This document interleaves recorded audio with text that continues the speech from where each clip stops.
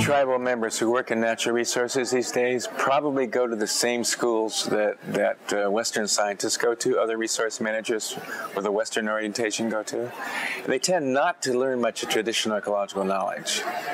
So it's real important, and this is why I mentioned the importance of bicultural science education, that if we're going to study science, we also need to bring in traditional ecological knowledge, bicultural approach, because we need to compare the two ways of knowing. They're ways of knowing that are standalone. They're not translatable directly across, one to the other. But there's areas where we can touch bases that are important, especially in ecology, the traditional ecological knowledge. That's one thing. The idea that science is a tool simply means that it needs to be guided in good directions with traditional knowledge and ethics, because science has done bad things for the earth, and it's done beautifully wondrous things for the earth. Made life very convenient for us. It's also done things like pollute. It's caused the death of many species because of that pollution.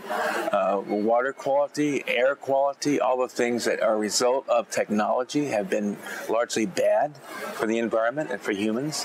So it's a matter of balancing the two ways of knowing, the two approaches. You cannot argue effectively with the Forest Service or the Bureau of Land Management or other government agencies, Park Service, for example, unless you know their language, unless you can talk from a scientific base, because that's what they respect. They don't respect oral tradition. They do not respect anecdotal information. So you've got to be able to talk their language. At the same time, you've got to be able to integrate that with where indigenous values are and where those values will take us. Otherwise, as the questioner implied, it will be a Western approach. You need to balance that approach with traditional knowledge to make it work for indigenous peoples.